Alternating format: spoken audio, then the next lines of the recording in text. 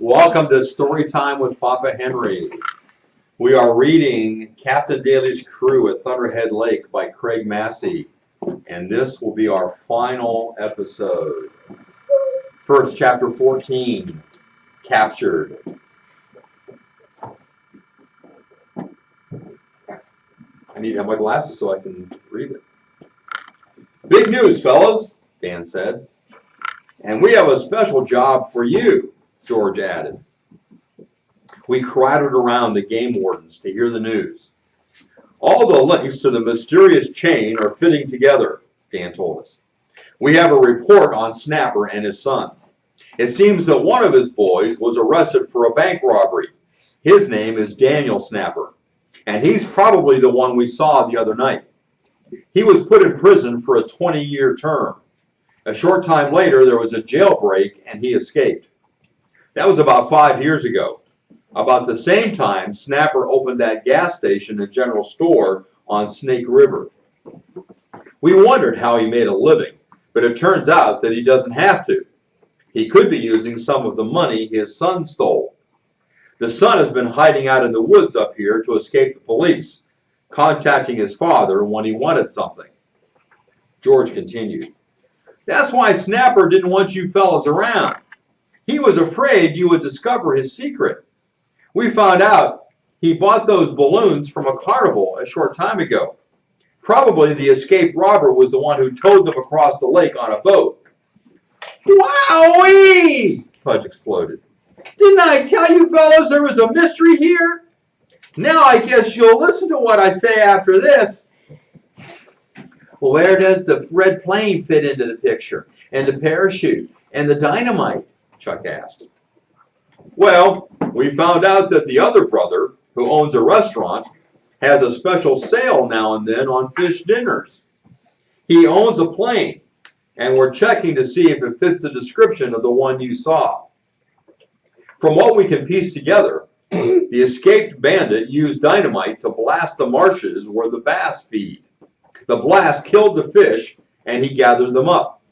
The plane flew in from the city and picked up the fish to take back to the restaurant.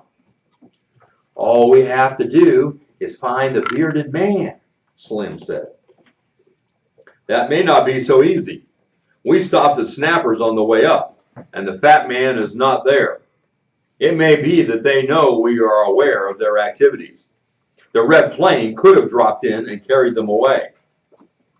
Let's go search for the bearded man, Slim said. Dan laughed. I'm afraid it's not up to us. We notified the state police, and they'll be here soon. About 12 state police came in a big motor launch and landed within an hour. They divided up into twos and began to comb the woods. Dan and George joined them. Even though we offered our services, they didn't take us. A shot was to be fired if anything was discovered. We listened as the day wore on, but not a single shot was heard. About sundown, troopers and wardens returned to our camp. Did you find any clues? Captain Daly asked. We found a canoe and several paddles, plus several old campfires, but not a sight of man, one of the troopers answered in disgust. Well, tomorrow we'll search again, another said. How about having a bite to eat with us? The captain invited. They seemed glad to accept the invitation, and we rustled up a big batch of golden flapjacks, bacon, and the captain made a pot of coffee. It was fun to listen to those men talk about their exciting adventure. I don't see how we missed that man if he's still in these woods, Dan said. Pudge piped up. Did you search Thunderhead Mountain? We followed the trail to the top, George answered. How about the cave where I seen that bearded man poke his head the day we hiked up that way? Rufus asked. What cave? Asked one of the troopers. The one just above the faint writing on the wall that tells about the Indians killing the prospectors, Chuck answered. Well now, this is something I didn't know about, Dan said. Tell us more. For the next 10 minutes, we described our trip up the trail. One trooper asked, Can you boys take us to that place tonight? If we could find the trail that leads up Thunderhead, I think we could, Slim told the man. Let's go then, Dan called. That's when I felt sorry for Pudge. His ankle was so bad he couldn't go. Captain Daly decided to stay with him. The rest of us boarded the motor launch and soon were whizzing toward old Thunderhead. The searchlights from the boat showed the way. There it is, men, Dan called, pointing to the trail. The motors cut out, and we drifted to shore where the boat was tied. One of the troopers stayed on board in case anything went wrong. The climb was rugged in the darkness, even with the flashlights. It took us quite a while before we found the place. You boys stay here, and we'll go up and investigate. We sat down with our backs to the wall and waited. The men puffed and groaned as they clambered up. There he goes, men! Somebody up on the mountain called. There's the other one! Another voice drifted down to us. We leaped up, wishing it was light so we could see. One of the lights flashed down and then up again, leaving us in blackness. All was silent for a full minute, a minute that dragged like 100 years. Suddenly, footsteps came racing down the trail. Who's that? Chuck called. No answer, only more footsteps. It seemed like the footsteps were right on top of us when Chuck called again. Who is it? This time there was an answer, but not a nice one. The light from above flashed down, and in the bright beam, I saw a bearded face. It's Snapper's son! Rufus screamed. I heard Chuck leave my side and start after the man. Everything was confusion. Several of the troopers came with a light. I saw Dan and George following with the fat man between them. Snapper's son got away, Dan said. We saw him running down the trail, I told him. Then I called Chuck, figuring he had come back after a short chase. But he didn't. He was gone. We went down to the boat and waited for the others to return. I couldn't help but pray for Chuck's safety.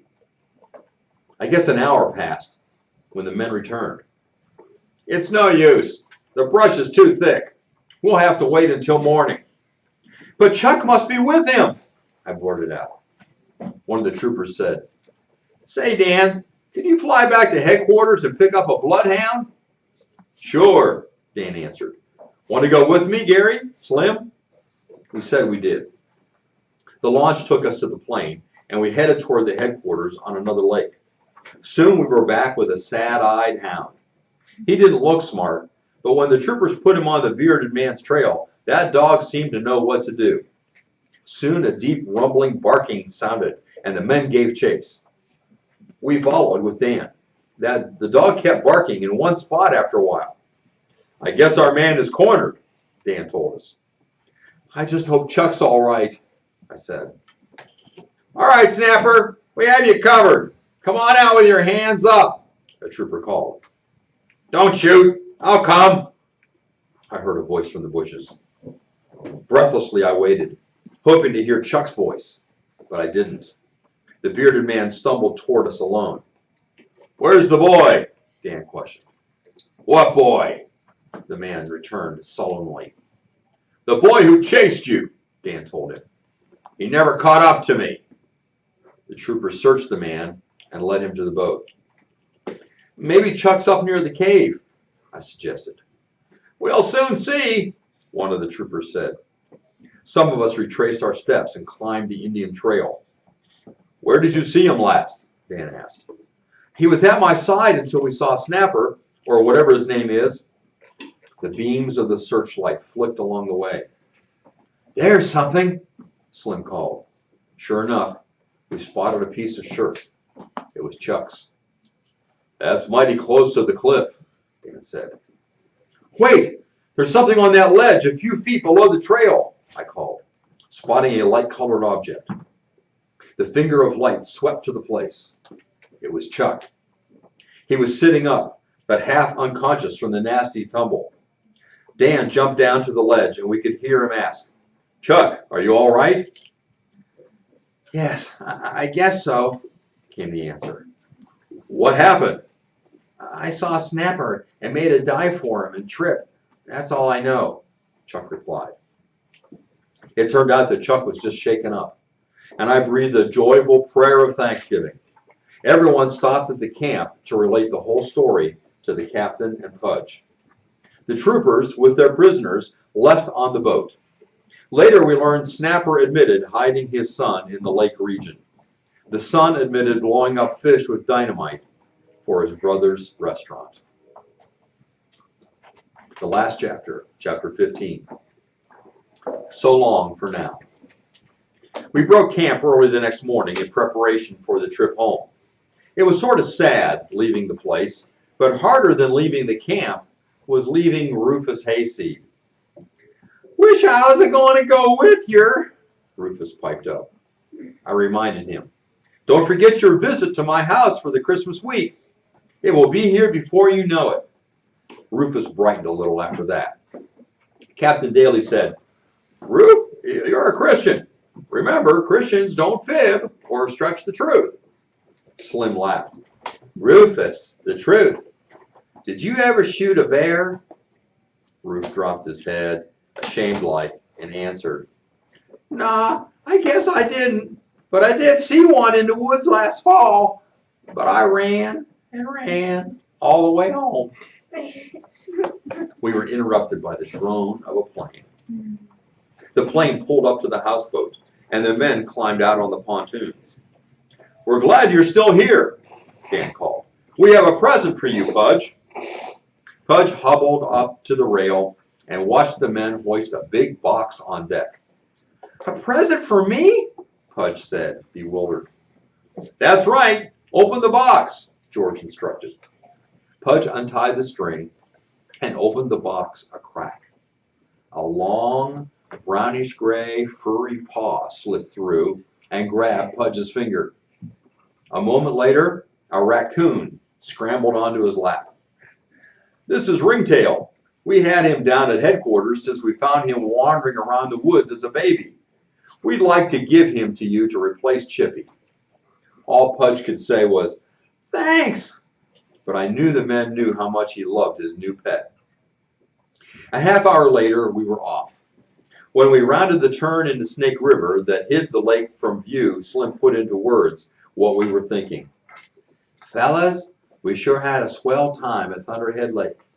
We solved the mystery. We had adventure galore. Pudge sprained his ankle and got a raccoon. Chuck got knocked out for a couple hours. The best thing about the trip was the moment Ruf saw his need of the Lord Jesus Christ." Yeah.